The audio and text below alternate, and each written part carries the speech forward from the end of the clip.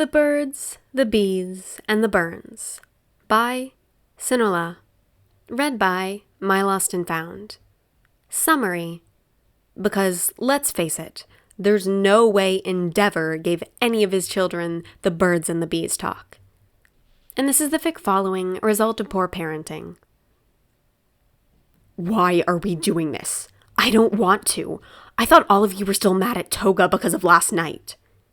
We don't speak of last night, Mr. Compress replied, adjusting his collar in a stiffer manner than the man typically went about doing so. Besides, we're here to pick up necessities. I would hardly let the malevolent acts of another diminish my own integrity, he finished. Dabi looked over the list, reading through it, catching shed ease and fucking whiskey. I don't know, I want alcohol. I wouldn't call these essentials, he muttered. Nonetheless, he followed Compress obediently into the drugstore.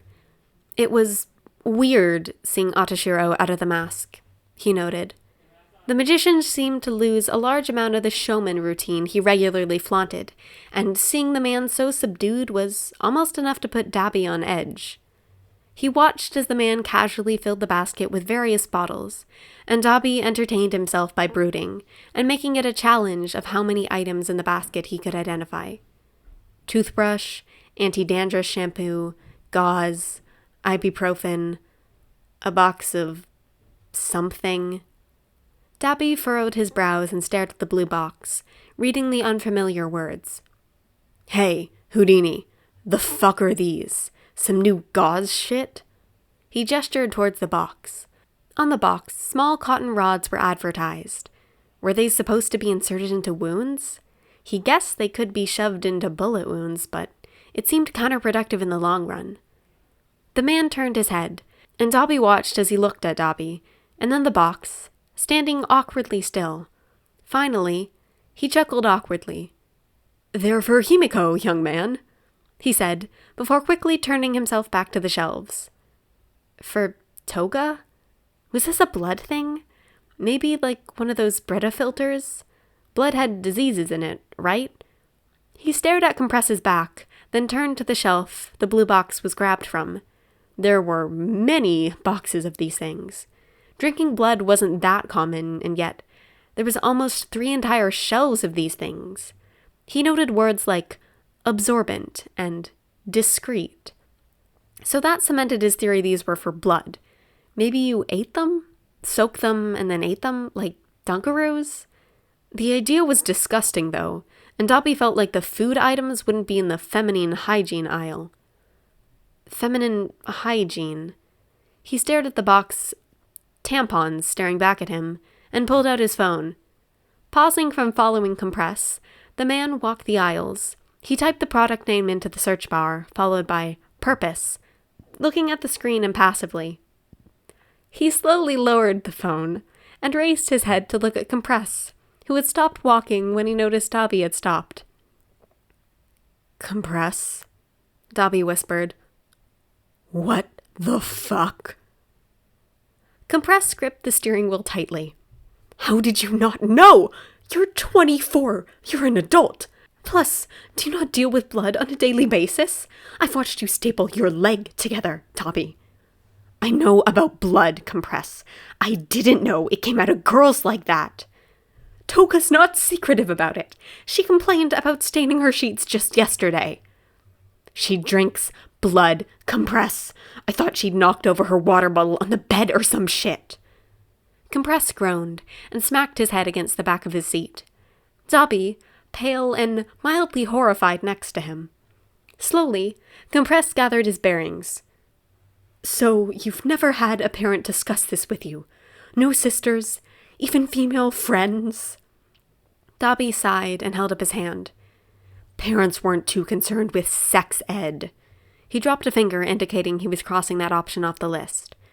Wasn't close with any of my siblings. Another finger. And I wasn't the type to have friends. Compress pursed his lips, obviously having something on his mind but refusing to say it. Dabi, who would rather have his staples ripped out one by one than talk about his past, had nothing but patience as Compress searched for another subject. Eventually, though, that patience ran out. Okay, what's your mind on Copperfield? He started, stopped, took a deep breath, and continued. You aren't the only League member with a somewhat shaded past. I do hope the others are aware at least. Dabi thought of the members of the League. Toga obviously knew at least a little if she had to deal with it on a regular basis. Additionally, if she was transforming into other people, she would have to have an idea of anatomy. She was probably fine. Spinner? Dabi didn't talk with him too much, but he seemed mentally stable most of the time. Dabi was pretty sure Spinner at least completed middle school, unlike some of the rest of them, but if he knew stuff about puberty, who could say? The guy was a giant lizard. Compress was visibly aware if their very awkward and brief car conversation had said anything about it. He was fine. Totally fine. Twice was a strange one to think about. Maybe? The man seemed to really like Toga, so she may have spoken to him about it. Whether he was educated, though, no one could possibly know. You can't convince Dabi that Kurogiri was human. If Kurogiri actually had a face, maybe even just a mouth, maybe, but the man was the culmination of a fog machine falling into a bucket of purple paint. Dabi doubted the man knew anything about anatomy. He did know things about alcohol, though, so Dabi would never publicly insult the guy, lest he be banned from the bar. And Shigaraki? Oh dear God. We come bearing gifts, Compress called out, as they both walked into the bar. Compress! Toga cheered lightly, skipping over to him, bouncing on her feet as she looked at him expectantly. He gave a light smile and handed her one of the bags gracefully, which she grabbed with a quick nod before making her getaway, not even looking at Dabi. Jesus, hi to you too, Toga, Dabi called out as she trailed away, mocking her. Compress had moved, helping Kurogiri, who was behind the bar, put items away. Knowing their previous conversation in the car wasn't over, Dabi tried to silently make his getaway. He almost made it to the hallway before he was caught, but he was still, unfortunately, noticed, being called back into the bar area with a stern tone. This is important for you to know, young man. You may need to know this information in the future. At that moment, Dabi came to the conclusion that he'd rather kill himself, so there was no future to go through with this conversation. But he didn't, because he wasn't a quitter. Also, an observation completely unrelated to Dabi's lack of effort in a getaway, Compress had a very effective parent voice. Spinner and Shigaraki, who had been sitting at the bar when Dabi and Compress came back, noticed the tension and diverted their attention towards him. Compress noticed this and began addressing them too. Now, it has been brought to my attention that some of the League's members may be lacking in knowledge of certain, he hesitates, areas. Shigaraki grumbled under his breath at this, while Spinner just stared at Compress blankly.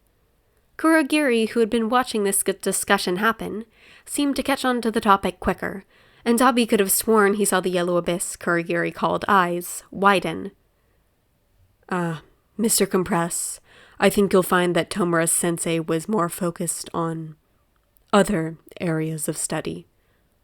That sprouted more questioning noise from Spinner and Shigaraki, but Dabi was too busy being silently grateful that he wasn't the only member who had no idea that periods were a thing to notice. Have either of you noticed, every so often, Togo will be exempt from doing her share of the chore roster? The chore roster was put into place after Kurogiri nearly was put out of commission because of the stress, due to the state of the bar. To stop the bartender's immolation, they had designed a chore wheel with each member on it, despite their protests. Toga, however, was only on there for a fraction of the time. Dabi had just assumed it was favoritism. Spinner, after this question, froze, and his eyes widened. Oh no, I am not doing this. I know about that stuff. I went to school. I am not discussing it with you guys. He quickly scrambled from the bar, ignoring Dabi's offended protests and Shigaraki's confused ones.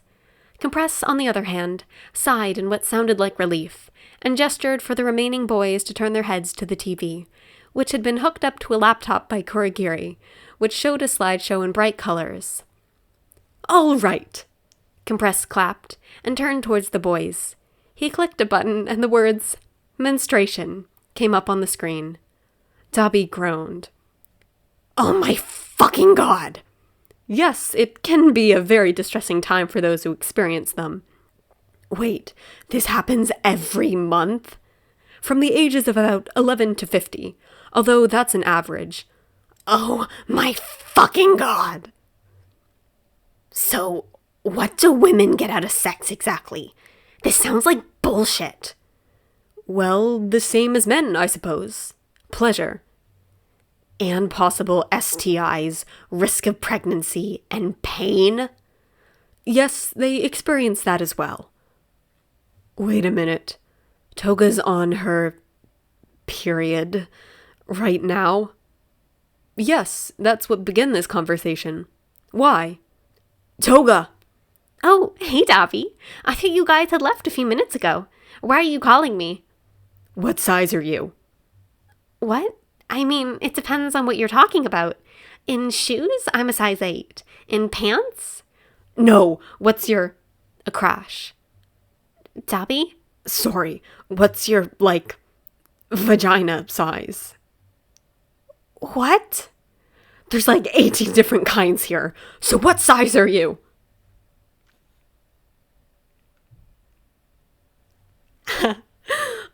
Compress and Aizawa definitely use the same slideshow. The poor Todorokis and poor Shigaraki. This is like the Flat Earther League of Villains one that I PODFIC'd. It's just, they're oblivious. And I bet if Hawks was there, he'd be oblivious too. The commission sure as hell didn't teach him that. But it's a horrifying thing that it exists. Periods are part of the horrors, if you ask me. The horrors, TM. But yeah. It's just so funny. Shoto didn't know shit. Dabi certainly didn't know shit. And Shigaraki just, no way All For One had this sex talk with him. I can't even imagine that. That is, that's amazing.